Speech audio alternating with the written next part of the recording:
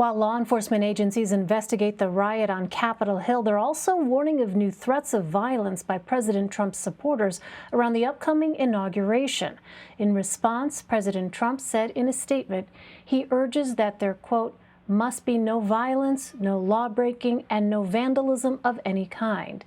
For more on this, I'm joined by AC Thompson. He is a reporter for ProPublica and correspondent for Frontline. AC, thanks very much for being with us. You've been covering the rise of far-right extremism and white supremacist groups for years for Frontline's Documenting Hate series.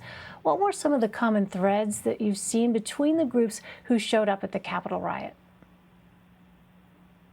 The groups that you had at the Capitol, you had Oath Keepers and Three Percenters, who are militia-type groups. You had members of the Boogaloo Boys, which is a sort of group that aims to overthrow the government and is a radical sort of militant extremist group. You had members of the Proud Boys, which is a sort of ultra-nationalist street-fighting gang. And then you also had some white nationalists and QAnon conspiracy theory supporters.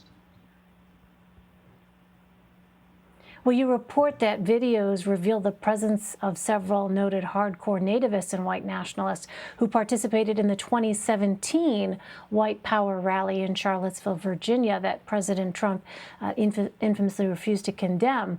How have these movements changed in the years since Charlottesville? Yeah, that's a really great question. And I was just interviewing somebody who was in Charlottesville as part of that protest. And what we've seen since 2017 is that the white nationalists and the white movement have sort of that will include people of color in its ranks, but shares many of the same objectives as the white supremacist movement. So it is generally anti-immigration, is generally oftentimes not sympathetic to LGBTQ rights.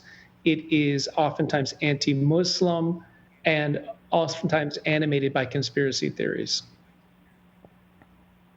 Well, we lost you a bit off the top there, but I do want to ask you about Republican Congressman Andy Biggs and Mo Brooks. They are now distancing themselves from the conservative activist Ali Alexander following reports that Biggs and Brooks helped organize the Stop the Steal rally last week. AC, how much organization did you see online from right-wing groups before January 6th? There's been a ton of organizing going on online, and that has been the sort of way that everything has been organized in this movement. It's generally decentralized. People work through social media platforms, and they organize around events that they have called for on social media. So there was a ton of that. And what you've been able to see is sort of an evolution in people's thinking in right-wing social media circles. So what you had before were people who were absolutely Trump loyalists and oftentimes were very pro-police and law enforcement. A lot of those people now feel angry at the Republican Party. A lot of them feel abandoned by President Trump. And a lot of them now have turned against the police and the government, and they feel that they're going to have to take violent means to protect what they see as their country and democracy sort of fading before their eyes. So you've definitely seen a shift in that online chatter. All right, something we'll certainly continue to watch. AC Thompson, AC, thank you so much for sharing your insight with us. Really appreciate it. Thank you.